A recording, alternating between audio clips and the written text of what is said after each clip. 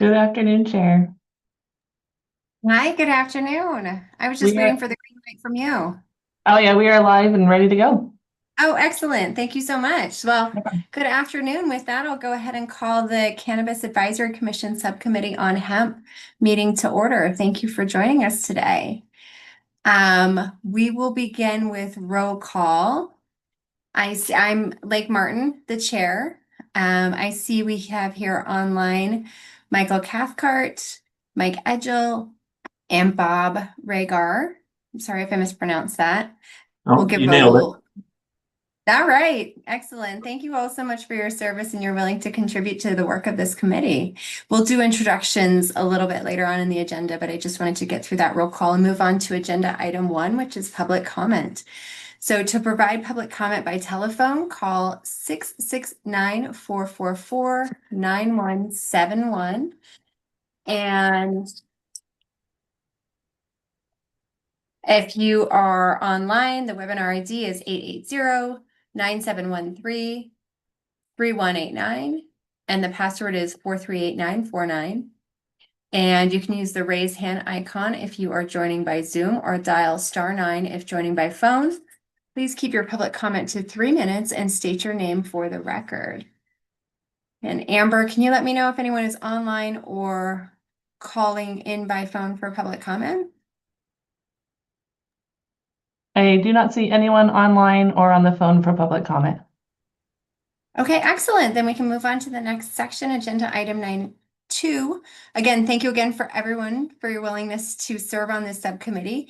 What I'd love to do is to go around the Zoom and have the subcommittee members introduce themselves. Feel free to turn on your video if you're able to.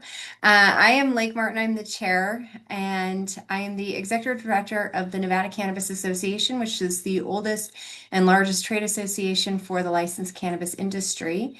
We represent the majority of cannabis licenses in Nevada. I also am a lawyer and I teach cannabis policy at UNLV as well as a number of other public policy courses. I saw Mike Edgel first, so why don't we turn it over to you? Good afternoon, everybody. My name is Mike Edgela with the Nevada State Police. I'm the colonel for the Nevada Highway Patrol. Let's see, I've been with the department for about 28 years with a small little stint of retirement in there when I came back to work. But I was the chief of our investigation division prior to coming over to the Highway Patrol as the colonel, and excited to continue where I can with the cannabis compliance and the subcommittee. Wonderful, thank you. We're glad to have you on the subcommittee. How about our other Michael Cathcart? Good afternoon. Mike Cathcart, Business Operations Manager for the City of Henderson.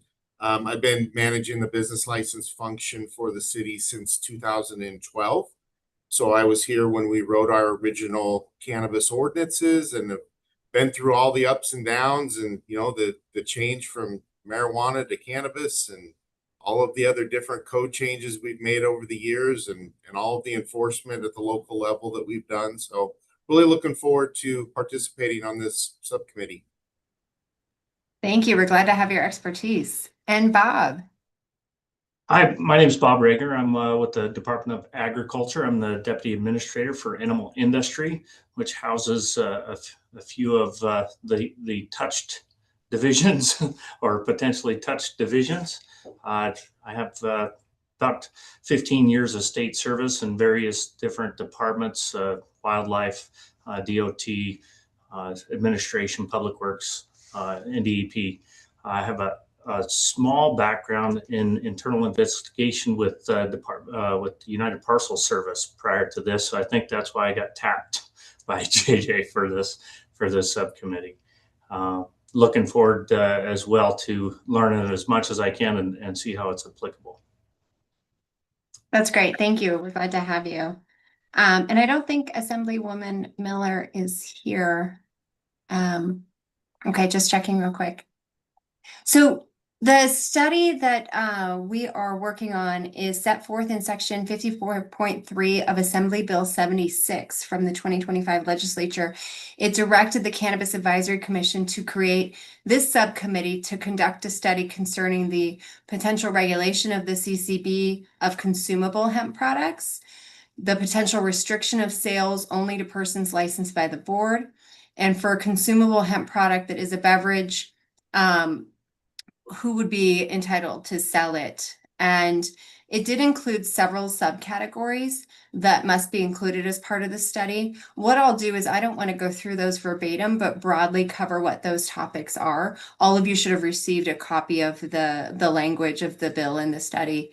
So broadly, those topics are a review of existing state law and local ordinances on consumable hemp, a review of enforcement mechanisms and gaps in authority, recommendations for testing, packaging, and labeling standards, review of federal law and interstate compliance obligations, examination of age restrictions and point of sale controls, both in person and online, recommendations for potency and serving size limits, recommendations for developing a market surveillance and reporting system, which has a few subheadings, including a registry of hemp products, manufacturers and retailers, a system for tracking complaints, recalls, and adverse health events, an examination of hemp beverage specific issues such as classification, testing, packaging, labeling, marketing, age verification, oversight, and enforcement and taxation, and identification of additional issues the commission deems appropriate. Now, in the time since AB 76 has passed, there have been significant changes at the federal level with respect to the definition of hemp and an effort to close what's often described as a loophole in the 2018 Farm Bill that gave rise to many of the intoxicating hemp products that are currently on the market. And the appropriations bill that was signed into law in November 2025 effectively outlaws most of the intoxicating products that are on the market today. That is not set to go into effect until November of 2026. And that's if nothing changes between now and next November. So we'll have presentations a little bit later on in this meeting to bring us all up to speed on the current state of federal law with respect to hemp, including the federal changes. So I wanted to, we have a couple of other sections to go through, but I just wanted to open it up for any discussion or questions right here. So I'll take a quick pause. Seeing nothing so far. Moving on to the proposed study framework and timeline. So AB 76 did state a deadline by when the Cannabis Advisory Commission is to submit the report to the legislature. And that deadline is November 9th, 2026. In talking with staff and determining the amount of time that we would need to present to the commission, to notice up a commission meeting, et cetera, and get that approved, they suggested to plan to have the report done by August 14th, 2026. So just any thoughts on timing? Does that work for everyone? Works for me. Really quick. Oh, sorry, go ahead, Bob. Bob said it works for him. Okay, yeah, it works for me. I just, one quick question on, are we going to continue to monitor the federal movement and because if we make recommendations that are different than the federal laws, I mean, that's going to be a little bit dicey. So yeah, having to do that in August will be, because I would assume a lot of what we recommend is going to be dependent on that federal law staying in effect for November. absolutely. And I think that one way to look at it is how much of this aligns with what already came out in November 2025 and how much of what is currently in state statute should be aligned with what's in federal law. So we'll absolutely, and when I talk about scope of work, look at what we should really dive deep into and what actually we may not need to dive as deeply into based on what happened at the federal level in November. Okay. So the next section, moving on to the next section of the event agenda, is a review of study components. Now, when I was going through the agenda, thinking of the review of study components and the proposed work plan, it seemed to me to make sense that we might first want to skip those sections and go to our background presentations and briefings because before we discuss the scope of work, having an understanding of the current status of Nevada law and the current status of federal law could be really helpful to inform our discussions and planning of how to move the study forward. So to do that, I did invite two presenters, and I think our first presenter, Amber, you can help me, is available, Amanda Connor.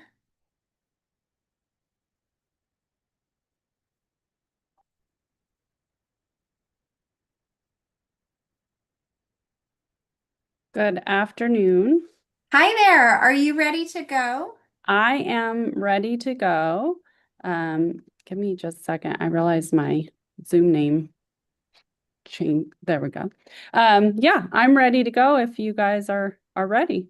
Yeah, let me give a brief introduction. So again, I said I wanted to invite two experts to come on and talk about the state of hemp law in Nevada currently, just to give us a broad scope of where we are, as well. And of course, that involves some of what's happening at the federal level as well. And then I have another expert coming on to talk about the status of federal law, just to give us, a foundation to understand where we are starting.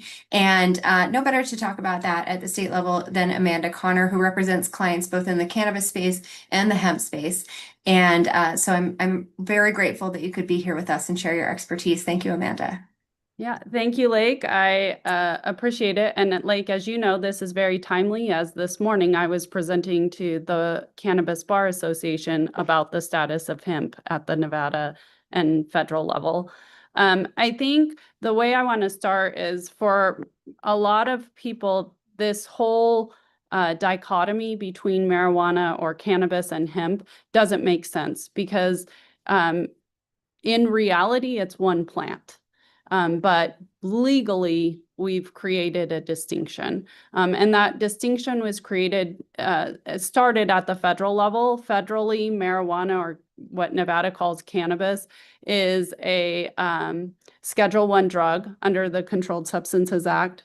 States like Nevada have created medical marijuana and adult use marijuana programs or cannabis programs, but it is still Schedule I drug. There's lots of topics, and I know there was a subcommittee on rescheduling, so we don't need to get into that. But the same plant at the federal level is also defined as hemp. And there's just a kind of a dichotomy of how much THC is it at one point in time as to whether it's marijuana or hemp. Hemp was legalized in 2018 under the Farm Bill Act. And at the time when the Farm Bill Act was passed, it was it's anything with less than 0.3% total THC on a dry weight basis. That seems very innocuous. It seems like a very minor amount of THC, which is the component that gives people intoxication or gets them high. But what has come about is what people call the intoxicating loophole through hemp. And that loophole was created really because at the federal level, and a lot of states, such as Nevada, adopted the definition and the standards from the Farm Bill Act as to how they define hemp. So it trickles down to the state level as well. But there's a loophole all based on testing. So to determine how much THC the plant has, which is important because otherwise, too much, it's marijuana, less than 0.3%, it's hemp. It's defined in law as being tested within 30 days of harvest on a dry weight basis. I don't grow marijuana or hemp, but I've learned in my practice that the last 30 days of growth prior to harvest is when the THC content increases significantly. So by federal law, they can test up to 30 days prior to harvest. And then that test currently is the only test that's needed to classify the plant as hemp. So it can test as 0.3 or less percent THC 30 days prior to harvest. It can increase in THC, be harvested, go through extraction processes to increase the THC content again, be added to products such as beverages or gummies or tinctures, And all of that time, under law, under federal law and Nevada law, it's classified as hemp because it was tested within 30 days of harvest and hit that classification. That's important because since hemp is federally legal, hemp products can be cross state lines. They can be mailed direct to consumers. There is no age gate requirement for hemp products. So things that I believe everyone agrees that when the Farm Bill Act was passed, it was meant more for agricultural fabrics, textiles, never with the intent of creating a new product that would get someone high. But that's kind of what's come about this morning. And I'll show you guys on camera. I showed and passed around to the Bar Association. I went to Nevada dispensary and bought a product, and then I bought a product online. And those products are the exact same. So I know it's hard to see on camera, but one is from a dispensary, ooh, the blur, and one is from online direct shipped to me. Same amount of THC per serving, same ingredients. One is federally hemp and under Nevada law hemp, one is cannabis. So one, I had to show my ID, be verified, go to a dispensary, pay all the taxes. The other, I never had to state my age. It was delivered, mailed right to my door. And that's because of this dichotomy in federal law. And then just to kind of reiterate, same concept. I got gummies, and the hemp gummies actually are more potent. There's more THC in this one than the one that was bought in the dispensary. So it is one plant, same products, but legally are treated completely different because of this dichotomy. Nevada, like I said, the Nevada law has adopted the federal definition of hemp. So Nevada has that same thing. In fact, the Department of Agriculture has a rulemaking workshop to adopt the new definition that's proposed to take effect in November of 2026. So Nevada seems to be tracking with what's going on the federal level.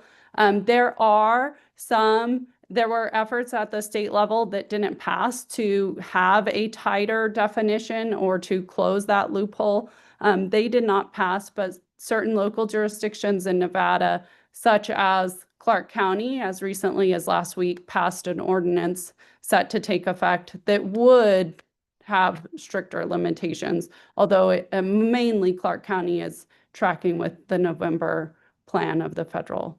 And I know you have another presenter talking about the federal kind of next steps and where they're going, so I won't get into that, but that's kind of the state of where it is in Nevada right now. Is there's not a lot of oversight and regulation on these intoxicating hemp products because it tracks the federal level, and the federal level doesn't have a lot of oversight or requirements for it currently.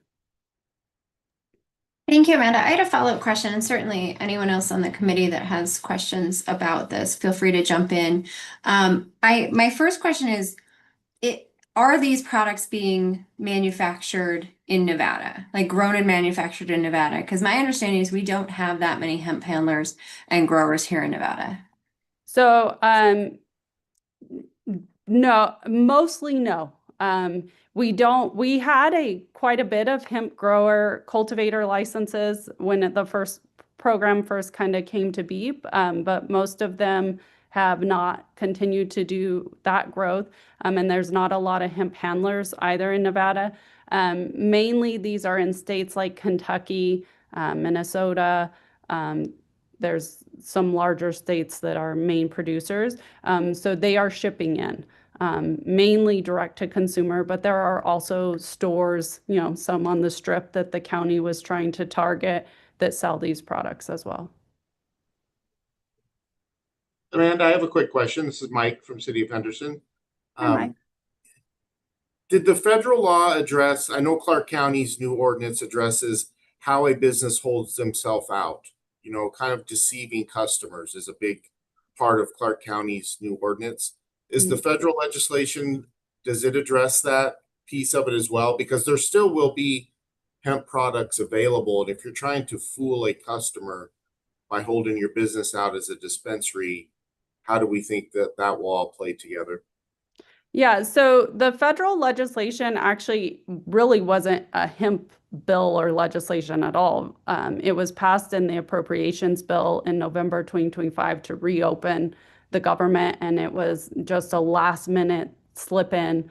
And really all it addresses is the definition of hemp, like how hemp is defined, when testing occurs, total potential THC taken into account, and then sets a packaging limitation on hemp as well. So not only will it be 0.3% total potential THC, if it takes effect, then it puts in a 0.4 milligram THC per package restriction. But no, it didn't address anything as far as businesses, how they hold themselves out. It didn't address age gating. Any other operational requirements were not addressed. This was very much just a definitional change.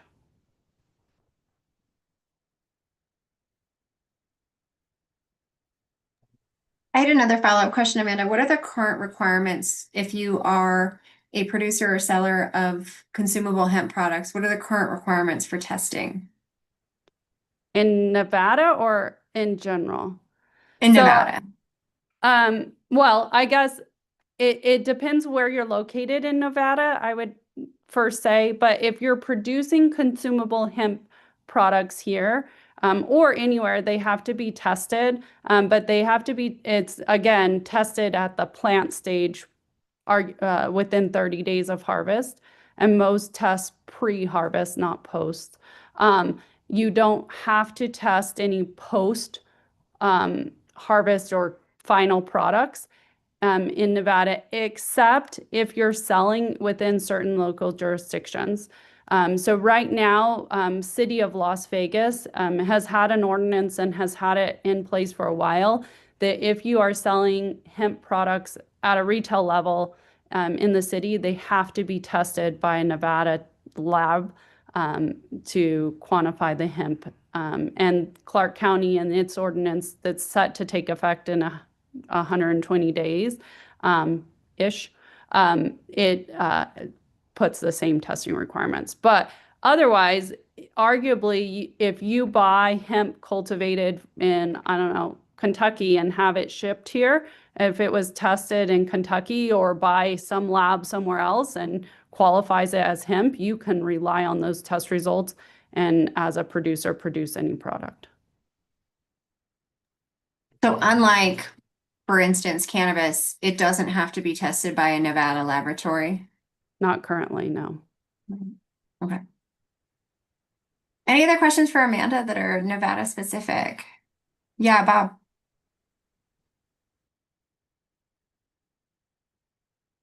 You are still on mute. I thought I hit unmute. Sorry, Bob Rager, Department of Agriculture. Are there any checks for keeping producers from combining and then refining multiple packages of the 4 milligram per package and creating something more? I guess that answer my own question, that follow-up Nevada test would handle that. Yeah, I think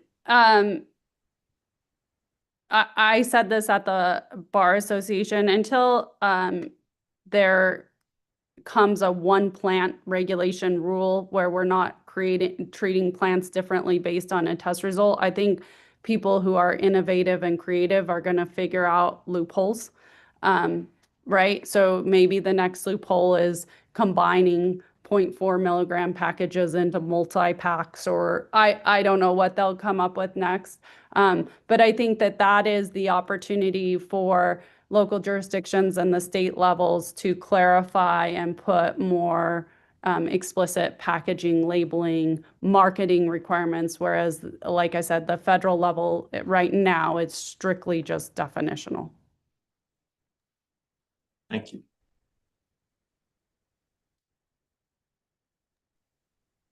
Any other questions? Thank you so much, Amanda. That was really helpful. Yeah, thank you for having me. Absolutely.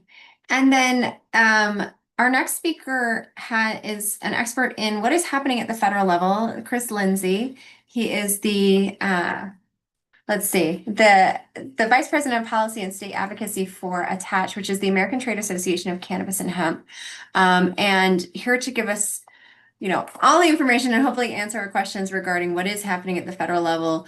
Our timing of this study, Chris, just so you know, is due on November 9th, 2026. We'll likely have it completed around, I know, the timing. We'll likely have it completed around August so that it can be approved by the full Cannabis Advisory Commission. And so it's helpful to have this overview of what's happening at the federal level, but also to know, like, what is expected to change between now and November 2026? Because as we're going through the work plan to complete the elements of the study, knowing likely, or if we can guess what's happening at the federal level is helpful. But with that, I'll hand it over to you to give us the overview of what's happening. And thank you so much for being here. Yeah, I appreciate it. And hello, everybody. Nice to meet you. I guess by way of introduction, my organization has kind of been leading the charge on this concern that popped up several years ago when suddenly Delta-8 gummies began to appear in gas stations. And that was, 21, 22, and then by 24, it had sort of run away. And so most folks are very confused about what these products actually are or how to regulate them. And I work in many different states, and there are many different solutions. So I don't come in with a prescription, and I'm not here to pitch you on anything. I'm here really just to say, here's what's going on, and to level set, and just to be here to answer your questions. So I have a little bit of a spiel just to cover some bases, and then happy to just answer questions as they occur. So feel free to unmute and take the mic.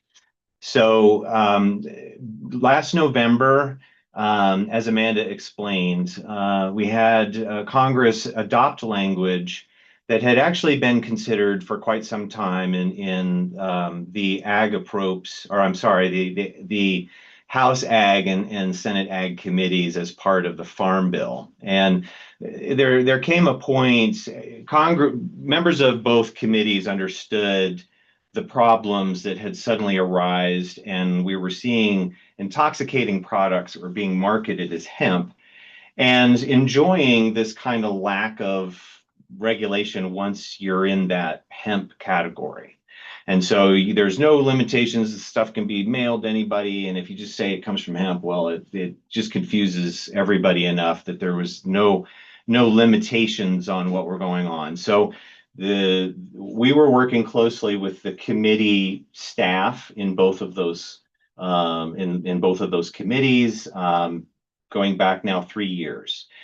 So the language got dialed in, and Senator McConnell and Representative Harris were very clear that they did not appreciate that their effort to try to create a lane for industrial hemp farmers had become this sort of backdoor legalization thing, and very much wanted to shut that down. So what came of it was language that eventually got adopted and inserted into the text of the appropriations bill. And so what we got was 2 different committees in Congress sort of saying, you know what, our farm bill is not going to pass this year, but the members of this committee think this issue is serious. And the appropriations side said, us too.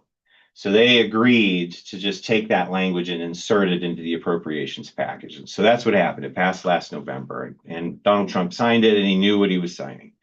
So they had an opportunity to take the language out and still pass the appropriations measure. And overwhelmingly 74 to 26 senators said, we want to keep that in there. We want this to stop. So the net of it is we have a new definition of hemp, and that is aimed at specifically removing all these intoxicating products from that definition. If you've got THC more than 0.5 milligrams per package, or if you're biomass, if you're at more than 0.3% total THC, not just Delta 9, but any kind of THC that you might find in that plant, you can't call yourself hemp anymore. And that's to the point that Amanda made. That's as far as that language goes. FDA has to go do some homework, which I hear is very close on what cannabinoids we might be watching for and how to categorize those, and then also some container standards. Those are all going to be coming from FDA. But the bill has passed. The law has changed. The definition is what it is. It goes into effect in November, and that's why I kind of chuckled when Lake mentioned the timing, because November 12th is the day when the law actually goes into effect. And so if anybody is out in the world at that point with a product that today we would call a hemp intoxicant product, and that's a complicated term, but there's a lot behind it. If you claim that your product is made from hemp and it'll get you high, that's not hemp anymore on that date. That is, as far as the federal government's concerned, that's marijuana. And so at that point, it sort of falls really into the same bucket as marijuana in terms of how the federal government treats it regulatorily, right? So here in Nevada, we've got a very sort of prescriptive system. If you want to do this, you've got to get a license and all these things, right? And so that's the system that the federal government by default expects to be in place.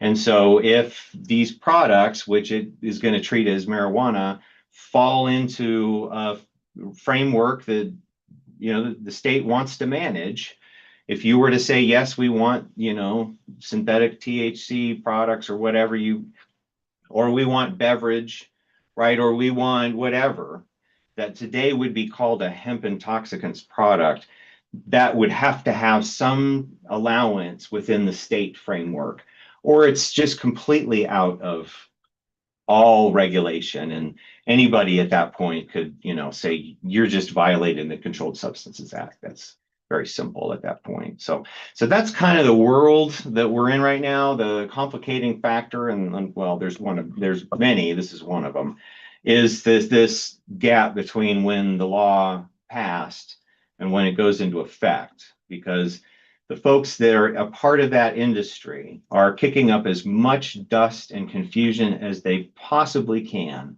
about what these products are, what this time is for, what their product, what their industry, just every single direction you look, there are all kinds of stories about the fallout. But I just want to be very clear. There are virtually no pathways to change the law at this point, because the vehicles in which that kind of change could happen to affect this area of the law, they've left the station, right? We've got a continuing resolution out the door. We've got the Farm Bill will not possibly pass both chambers and be signed into law before November. There's probably no appetite at all. I would bet a lot of money that there is no appetite in the Senate for anything that would say, oh, let's create enough of a law that allows people to sell hemp as an intoxicating product for any reason at all. There's no reason anybody other than a few, you know, edge cases, we'll say, are not there. In fact, they're sick to death of this issue. So despite what you may hear, especially from voices in that industry, I do not expect that Congress is about to reverse itself and decide, well, never mind. I think that as of November 12th, if it's got THC in it enough it's marijuana, and it needs to fall into a state regulatory framework of some kind. So, Blake, I could just keep going on. I'm happy just to take a pause. I kind of covered a lot of ground there. So I want to see if there's any questions, and I can kind of move on to some other things as well. Yeah, go ahead, Mike. Chris, I got a couple quick questions. Do we know the size of the online market for these products versus the over-the-counter size of the market? And a follow-up to that is the federal government prepared to crack down on the online market? So yeah, great questions. I would say that there are probably some private companies that have done studies to try to understand that kind of division. But right now, even getting a realistic handle on the size of the entire bucket, right, that is hard to do. And it's because it's unregulated, right? So you end up kind of having to fill in the blanks, and it's very messy. Certainly, there's a lot of direct to consumer. It's a major concern. It's frankly one of the things I talked to members of Congress about quite a bit, because try as you might, Nevada, how do you stop that direct to consumer sale? And that's where Congress has to come in. So to sort of tie off that issue, let me just mention that what is probably going to happen is U.S. Postal Service is going to have to revisit the way that they have categorized hemp to recognize that it's not just a pass now. If you have hemp on the package, that's not the end of the inquiry, because it could be a controlled substance. And so the question is whether or not U.S. Postal Service is going to go there. There will be lobbying in that direction. And I also expect that a member of Congress in the House is going to present a bill that would sort of compel Postal Service to go in that direction and say, you got to get a handle on this, because this is killing states that are trying to limit these kind of products. So I expect there'll be some momentum on that side. You know, the Congress that we're dealing with right now, it's very, very difficult to move the ball very fast on anything. So that's not something that people are going to push back on, because there's a huge amount of deference to states by members of Congress on issues like this. That's just kind of one of those pillars that we work with. And a quick follow-up to that. So the online market's there. It may be difficult to stop under the current law. If after November, when these products become illegal under the Controlled Substances Act, is there anything that would stop the advertising of those products?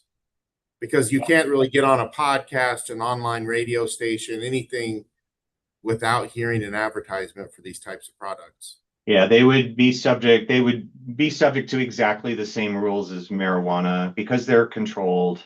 They're controlled substances very clearly, in several ways. Once you get through that whole definition, there's just no gray area left, and that was the point. So I think the truth in labeling, all the things that banking, 280E, there are issues that folks that are in the marijuana industry that have sort of come to live with. And it's this extraordinary tax implication of selling a scheduled substance outside of its purpose, right? Enormous tax implications. The hemp folks have dodged all that. And frankly, let me just say it, a lot of them are marijuana people who that's why they're doing it, right? Is because they get out of the tax implications. And so that's over, right? And so we're going to see a shift in the way the IRS works, the way the bank works, the way FinCEN works on this. Some of that is percolating through on the private side. So you'll see banks now pulling away from their accounts. DHL, I think the German international shipping company, they're bailing. So, because they're not interested in watching the clock run out. They just soon. So we're already seeing a lot of pressure on that industry as those contracts are starting to get reconsidered. And then I just have one last quick question. I obviously, I'm at the local level. We have some folks here that are state regulators. What recommendation would you give us? What should we be doing between now and November as far as regulatory? When I'm sending a a compliance agent to stand in a gas station and they see some of this stuff being sold, is there any recommendations right now on what we should be looking for and what we should be doing? Yeah, so you should train law enforcement. There's a couple things. One is you should make sure that your hemp definition at the state level matches the federal definition, because any amount of gray area there will get exploited. I promise you. So just don't do it. Account for whatever you're trying to account for in some other way than having a different definition, if that makes sense. Okay. Beyond that, it would be to train law enforcement on what they're looking at, right? So they should be able to walk into a store like a gas station or a smoke shop or whatever, and I don't need to hear whatever the guy is telling me about this. Pick it up, look at it, and so what that means is there should be an understanding of what is a product that falls outside of Nevada's own system, right? So if it's outside of a dispensary, you're already should be like on high alert. If it's got THC anything on that label, it's like, okay, what's going on here? Because there's no real oxygen for that. And certainly, and they're going to talk about federal law. We're not talking to a federal law enforcement officer, right? Big difference. And after November, even that is gone, right? And so there will be certain things that are clearly outside of the bounds, right? And Lake, you're going to have to back me up on this because I'm not licensed to practice here, but we're talking about things like if it says Delta 8 on it, if it says THCP, there are certain things that have marketing appeal, but are instantly should tell you it's illegal. And one thing that should happen in the law, if it's not there already, is if the label tells you enough to say that that's illegal, then that's enough. That don't make law enforcement go test it, right? That if it says it's Delta 8, then treat it like Delta 8 and we can proceed, right? Because you can get tripped up on having to deal with this stuff, and labs are not always equipped to be dealing with what in effect are designer drugs, right? Where we're spinning up new molecules now, and your crime labs shouldn't be in the business of trying to play catch up there. And so minimize your burden on law enforcement as much as you can. So line up your definitions, provide clarity to law enforcement on what is and is out of bounds. And then, yeah, be ready for dumping because all the companies that have been in this want to sell their products before the clock runs out.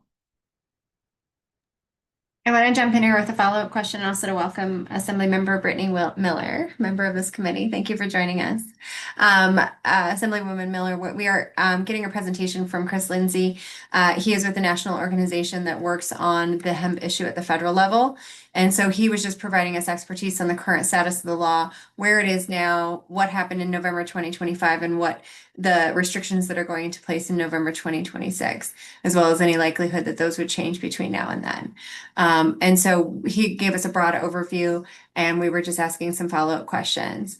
And on that, my follow-up question for you, Chris, is for states like us, our next legislative session is 2027. So we are kind of doing this study in the interim to make recommendations for the next session. I know that there are several states and local jurisdictions that are working on bills related to hemp. What are your recommendations? You made the recommendation about aligning our definition with the federal definition if it's not already. Do you have any other recommendations for states along the lines of enforcement? Do we also need to recommend specific testing, packaging, and labeling requirements? What are your thoughts there? Yeah, so there are definitely some things. This is a advocacy thing. Okay, so advocacy flag comes up now that I do not think the state should ever have, whatever you want to call it, synthetic THC or CBD conversions, where this is where they'll take CBD that comes from hemp. They get it naturally through some kind of extraction process. But then that is used as inputs to go make THC variants. And that's where Delta 8 comes from. That's where these other ones that I mentioned come from. And the problem is that they have different levels of potency. We don't know really if they're safe to use. Delta 8, that's only been around for a few years. But the real issue, and that's enough to scare scientists and folks that are in the medical community. So I don't want to downplay that, but the real concern is that the process to make them is really a pharmaceutical type of activity. It's not something for your mom and pop shops. It's not stuff. It's not basement chemistry. And you're putting dangerous chemicals into this process, and we do not have the science to detect whether or not any of those chemicals are present or safe. And so the problem is when you're testing, you have to know what you're looking for to detect whether it's there. And I know it's kind of counterintuitive, but the problem is with these designer drugs, they're spinning up new chemicals that we don't know what they are. And so when a state says, oh, hemp products and Delta 8, it's less potent and grandma likes it, the problem is how do you regulate that, right? That's like, okay, I mean, we sort of get growing plants and we got to make sure it's locked, and you're going to be testing it different in mold. We get that, and we don't want, packaging. All that's pretty well understood, but how do you manage CBD conversions into THC? What are you looking for? What's good practices? We have no idea. And so I'm back off my soapbox just to say, be very careful moving in that direction. Other than that, the things that should be kind of your guiding principle, again, I'm not going to have a strong opinion about the good guys or the bad guys in terms of products and all of that, because if you're in the natural THC world, we've been using and abusing that for thousands of years. Like, we know how that goes wrong. So really the question is, if you're entertaining this idea of allowing what we would call a hemp intoxicant today, is how much are you willing to expand the program that you have? That's really what the question is, well, do we want to allow beverages, right? That's a hot topic. Do we want to allow, terrible word, don't use it, low dose THC products? I don't know what low dose is. What's low dose cocaine, right? That's a meaningless, that's a marketing term, but nonetheless, 2 to 3 or 4 milligrams as opposed to 50 or 100, right? So there is a difference, but let's not get lost in the marketing. So, but if you're going to allow that, look at that as an expansion of what you're already doing. Don't look at it as a separate lane or a new kind of product that just was discovered, because to the consumer, it's the same product. And so you don't want to set something up where you're suddenly like competing against your own two agencies, or are both trying to get the same consumer, or both are regulating essentially the same product. So those are the big ones. Yeah.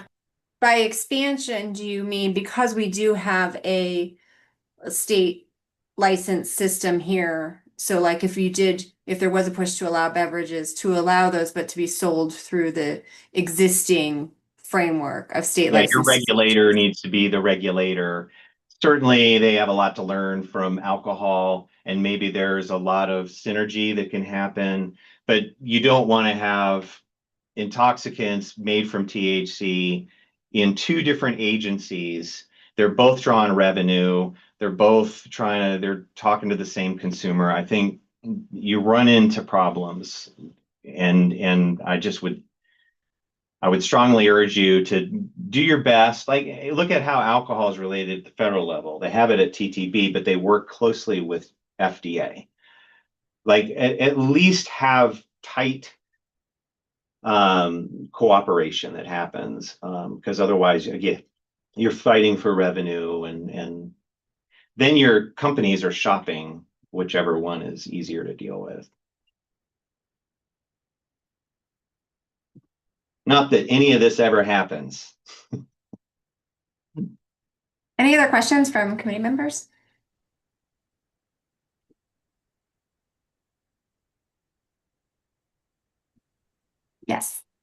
Yes, and I hate to ask a question when I'm just jumping in and don't know it could have already been thoroughly discussed and explained. Um, and I just know a few concerns and thoughts I've had since last session. And so if you could share, Chris, about, and again, if you've already covered this, I can talk to Lake, later, she'll fill me in. But since you're coming from a federal point of view, in states, are there states that have done this the same way where they started with, okay, separate hemp, separate cannabis, and then trying to regulate or put the parameters around the hemp industry or put certain industry standards? And did that impact?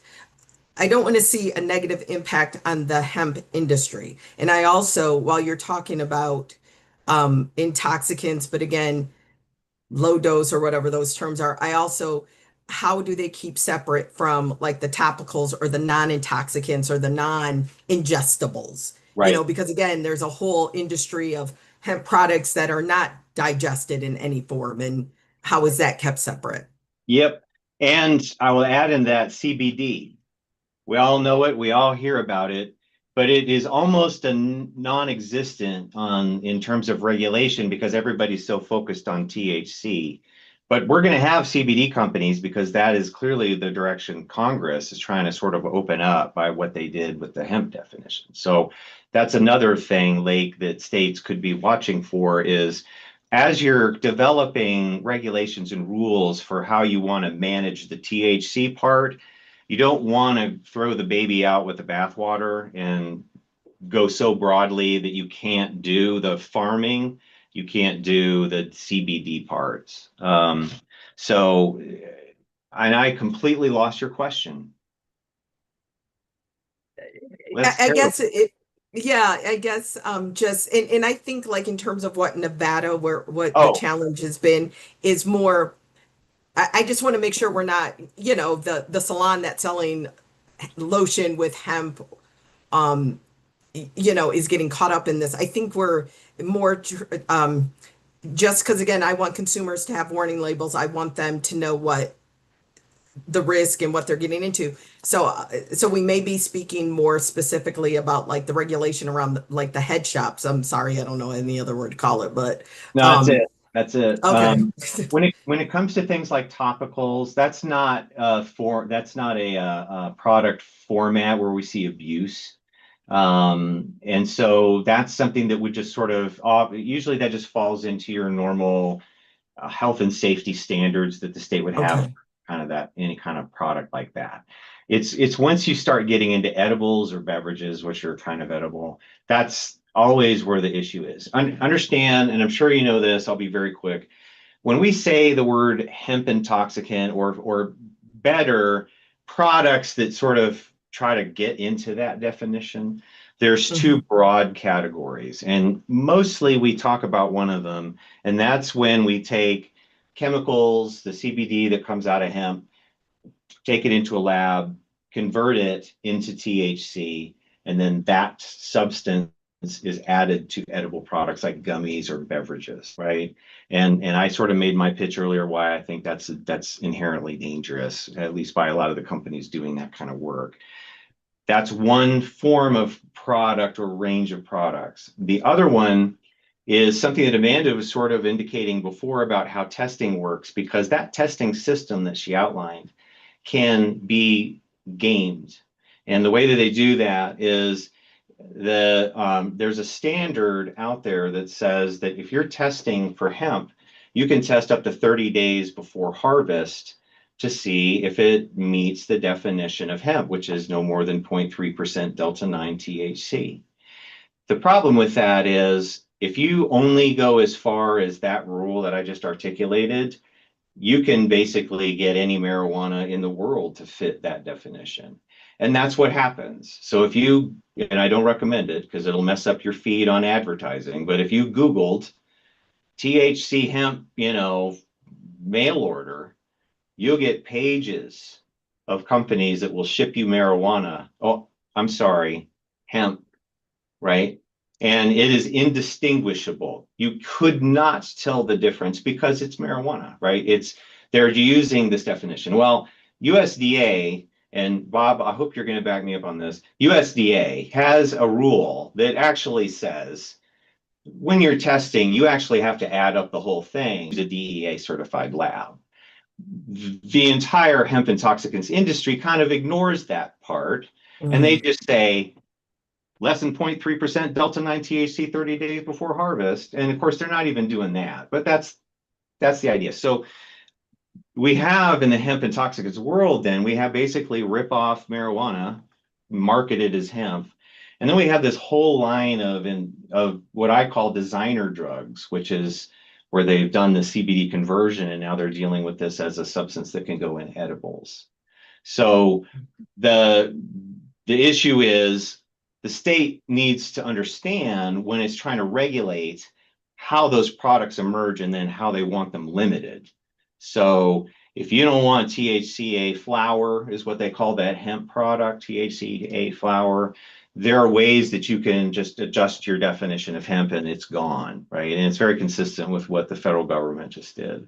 If you want to cut out the Delta 8 and this is extractions and the CBD and all that kind of stuff, other ways also baked into the new definition at the hemp level or at the federal level. So that's what the important thing for this group would be, know what you want, because you can get there. The problem that we often have when states start to regulate this is they don't quite know where they want to land on this. And they're sort of forced into a situation where they're talking to a lot of industry interests who are all sort of like, oh, well, all you need is, and what do we want? Well, you should decide what is the best thing for your residents, right? For your consumer, what should their experience actually be? And it sounds trite, but that's what you have to start with and then work your way back, because they're in a state that hasn't dealt with the problem you're looking at in some way or another. Everybody's got the same challenges. And so that's just something I would challenge you to go in and say, this is our comfort zone. This is where we're willing to live with this. And that's your North Star. Thank you. That was helpful. Any additional questions? All right, thank you, Chris. That was incredibly helpful. We appreciate it. Thank you. All right. Anybody has any follow-up? I'm around. Thank you, Lake. Talk to you later. Thank you. Okay, so with that background, which I found helpful, I hope you did as well. Moving back to the agenda items, the review of the study components, and then the proposed work plan. And I kind of lumped them together because I think for each of these, looking at how the new federal definition and framework may alter what Nevada should review or recommend or design under each of the required study topics. And Assemblywoman, I know that hopefully you received a copy of the study language prior to this. It's section 54.3 of AB 76, and I can send it to you afterward, or Amber from the CCB can send it to you. But it has just a number of different items that the study must contain. And so, I kind of look at, and when I was planning ahead, looking at how we can group those together, and I want to run through those groupings and maybe see if there are any topic leads, like if there's anyone who wants to take a lead on a particular topic. We'll certainly help, and the CCB will aid in resources and arranging any sort of meetings or anything like that. But if there's any particular areas, so I'll go through that now. When we're looking at subsections A and B, I see those as answering the question about who regulates and enforces consumable hemp and what are our recommendations for Nevada. I see that as like the bulk of it, in terms of understanding where we are right now regarding which agency oversees consumable hemp products in particular. We think it's potentially Department of Agriculture, but it hasn't been. It has been Health, I think, up until potentially recently. Bob, do you have if you want to weigh in there, feel free. If not, that's okay too. Well, we were lucky enough to get the food safety folks over in July of this year from Department of Public and Behavioral Health, and we're still getting our feet under us, and we're in the process of drafting some of the language that is going to help support this. And up to this point, it's kind of been a wait and see. And all the questions that are being bandied about here and asked, we met the director, Goikachia, met with the cannabis board and or some representatives of, and kind of talked about how do we police this, because we have 5 ag police officers for the entire state, right? So it's kind of out of our wheelhouse to take that on, but we're happy to do what we can with the people that we have, right? And on top of our ag police, I'll go back to the food safety folks. They've come over and they have a list of cottage foods and cottage cosmetics, and nowhere in there does it say that they can't use this stuff. And I think it was assumed before that you wouldn't be able to apply any or use any of these intoxicants in any of that stuff. But while drafting these updates, that's what we're focused on right now, to make sure that we're falling in line with the federal government, similar to what Chris had said. And so you saw me nodding in agreement with him. Yes, that's what we're doing. We're trying to get our definitions the same as theirs, so we don't run afoul. Great. Lake, could I jump in there real quick? This is Please. Mike Henderson. I think one of the things that we need to do when we're making that recommendation, and I'd love to work with Bob on maybe putting this together, is throughout state law, we have local with the state working together. We have local licensure and the CCB. We all know the current players, the current licensees. Same with Department of Taxation and local licensing with alcohol. Same with the massage board, cosmetology. Up and down the line, we have partnerships with the state agency that is in that space. That doesn't really exist right now with the Department of Agriculture for hemp. And I think we need to build that piece, because we have a lot of authority against a business that's breaking the law. What we don't have is the scientists and the folks that Bob's group has to tell us what products are illegal, when they are breaking the law. But we have a lot of authority to go after those licensed businesses. We just need a good partnership with the technical experts, the scientists, to be able to go out in the field and test with us and tell us that a product is illegal. I think if we put some stuff together like that for that partnership between the locals and the state, we'd have a pretty robust compliance process. And that was also my question too, Bob, when you were saying that, because I was trying to see the difference between, so the testing and the growing and the product itself, and then who's monitoring the sales and the business, the consumer end. So it sounds like, is that what I'm getting now, that it's separate? Yes and no. In our conversations with the compliance cannabis board, we talked about how do we test this, and there were some in the field testers that were available. We don't own any, right? Our lab is set up for animal diseases, right? We don't have the capacity. Chris mentioned it a little earlier that you have to know what you're looking for in order to get your equipment to find it, right? A reagent or whatever they're doing in the labs to discover this. Cannabis, they don't have a lab yet. I think it was in the works to try to get a lab. I think you guys hire a bunch of that stuff out still currently, right? Michael? As far as public safety or local government? Public safety. Yeah. So Washoe County has a big forensic lab that they leverage and pay into to find those. And right now, I mean, just to follow up on that, there's only really 3 forensics labs in the whole state. So, I mean, we're lucky here in Henderson, we have one of them, but there's Metros, there's Washoe County.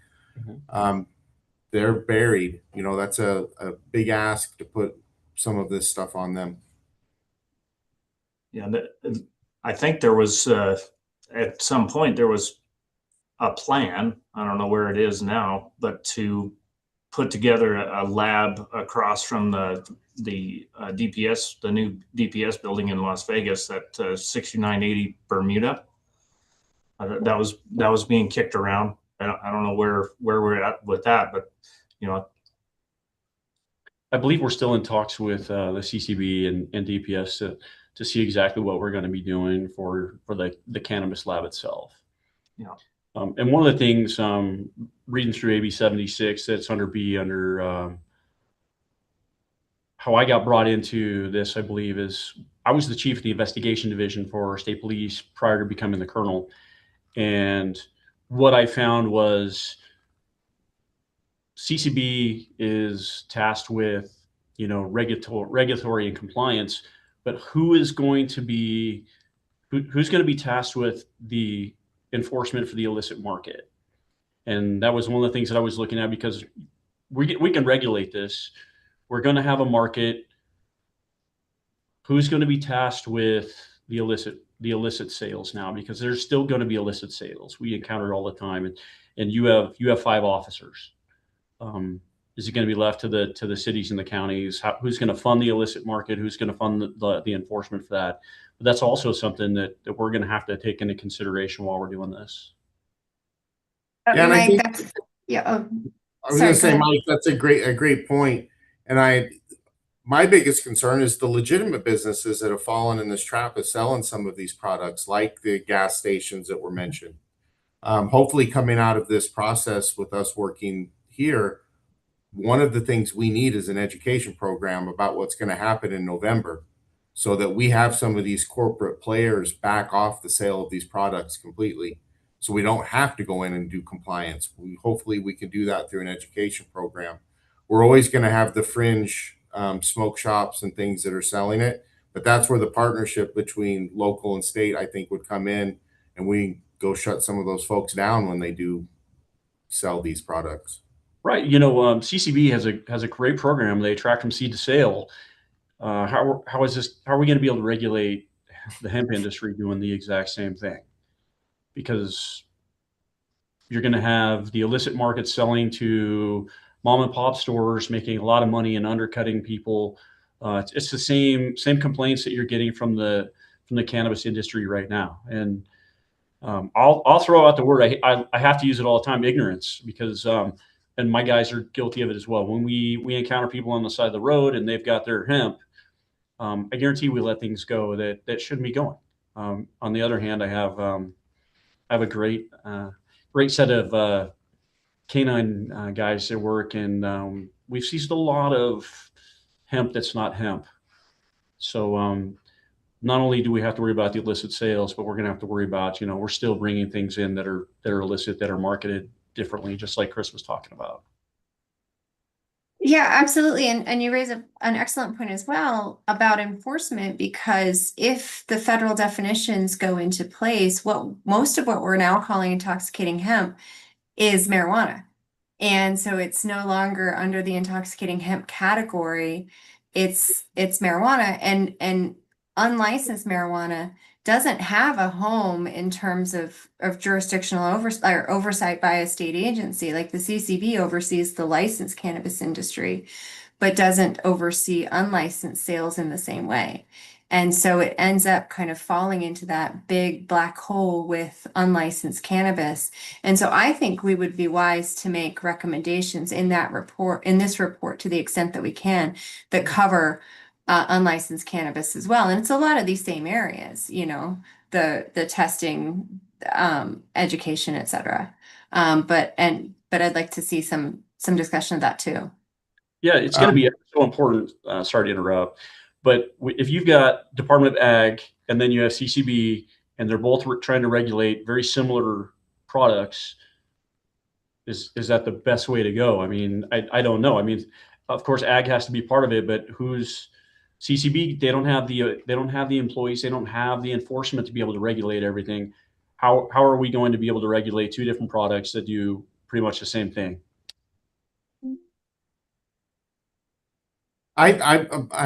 This is Mike from Henderson. I mean, the recommendation I would make is we bring ag in when there's the statutory authority and when we may need testing of some things that maybe go beyond the THC intoxicants. But as far as our recommendations, I would really like to see where CCB could go into a smoke shop with my compliance agents, test product, and then we could take action against the business selling that illegal product right there, right then. Right now, that's kind of happening ad hoc. I'd like to see that in law that it can happen. And I think if CCB has that authority to go outside of their licensed dispensaries to look for illegal product, we would really open that door to being able to regulate some of these folks. Because it's the smoke shops and the hemp CBD folks that hold themselves out as a dispensary that are selling most of these products that we want off the shelves.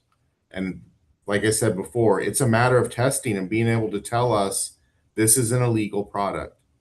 Because under most municipal and county laws, when you sign up for a business license, you're going to follow all federal, state, and local laws. And if we can prove that you are selling an illegal product, we can then take action against your business license.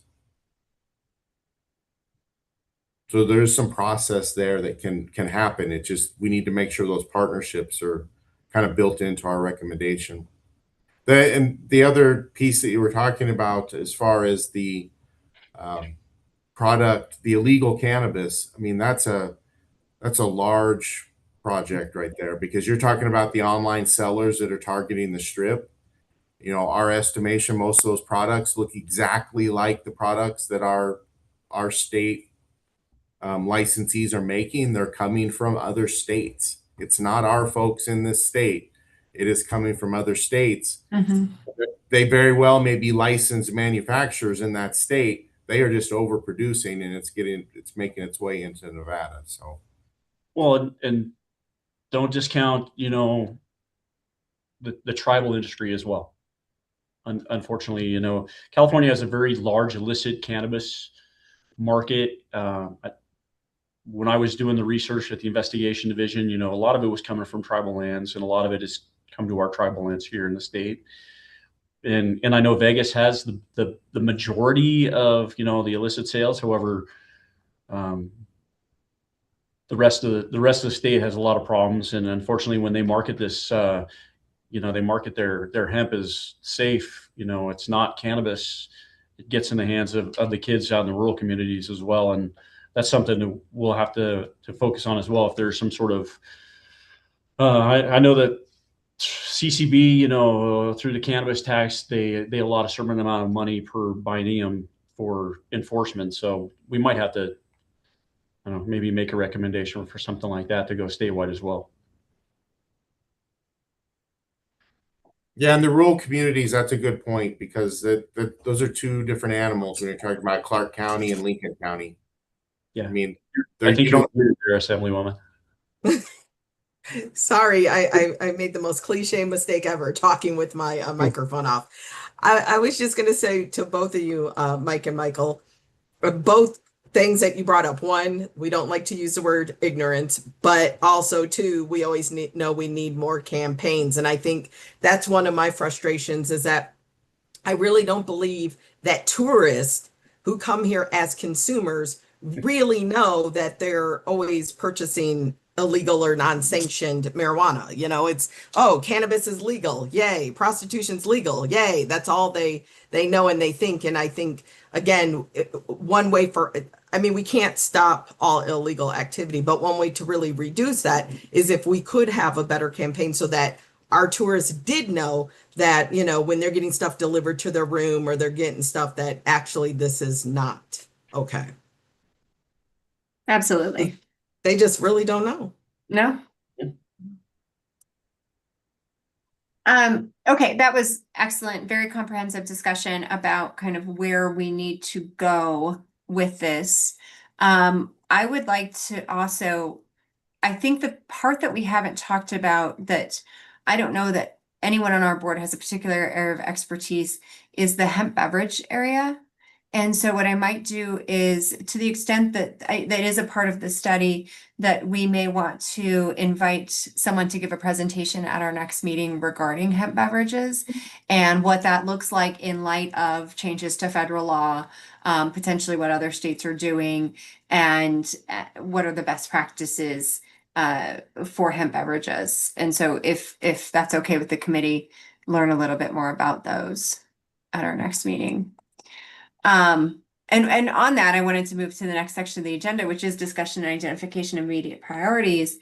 I think we should do monthly meetings if possible, and I can have Ember send out dates. And are there any other presentations or folks that you would like to hear from at our meetings? And Lake, this is Mike from Henderson. I would just say just to be fair, I mean, we should hear from the hemp industry. I think they should present. Yeah, I agree. So let's have both. I know they presented some during session in opposition of some of the legislation, but if we're going to be making a recommendation that impacts them, they should present. And it depends on who. We have industrial hemp and hemp growers here in Nevada, typically not the producers of intoxicating hemp. We have CBD folks, producers and growers here. We have hemp retailers, and we have folks who are advocating for hemp beverages, which aren't a category that currently exists in Nevada outside of licensed dispensaries, but there has been a push recently to sell them in other alcohol retailers. I don't know that we can have like all 5 of that, but I think we can figure out how to get a presentation on the go related to that will cover most of those topics. I think the retailers would be the highest priority on my list anyway, because that seems to be most of the issue. The growers, I mean, they're still good. Some of that is still going to be legal under the November federal regulations. Plenty of industrial hemp, yeah. The industrial use of hemp. It's the retailers that are facing the biggest change in November, and by what we're recommending. And maybe the beverage folks as well. Okay. Anyone else? Anyone else that we would like to hear from? And we can certainly revisit this as we dive more into what my recommendation is starting out really with subsections A and B, because that will provide the framework and that everything else can be added to. And so that is like the full discussion of where are all the citations of hemp in the NRS, who oversees what, just to make sure we have a full scope and to build off the report from there. That's something that I know that when we had brought legislation related to hemp in the past, it was there are a lot of references to hemp and hemp products across the NRS, and being able to figure out where all of that is and who is overseeing it, and then making recommendations for who's best to oversee it would be, I think, a good place to start. Great. All right. Anything else to add before we move ahead with wrapping up? Thank you. All right. Moving to the next agenda item, public comment. If there's anyone online to provide public comment. Amber, let me know if you're seeing anyone. There is no one online to provide public comment. All right. Well, in that case, we'll adjourn. Again, thank you so much for your time. I know this was a long meeting, but I really appreciate the discussion. I think we're at a great starting point, and I look forward to working with all of you. Thank you. Thank you all. Thank you. Thank you.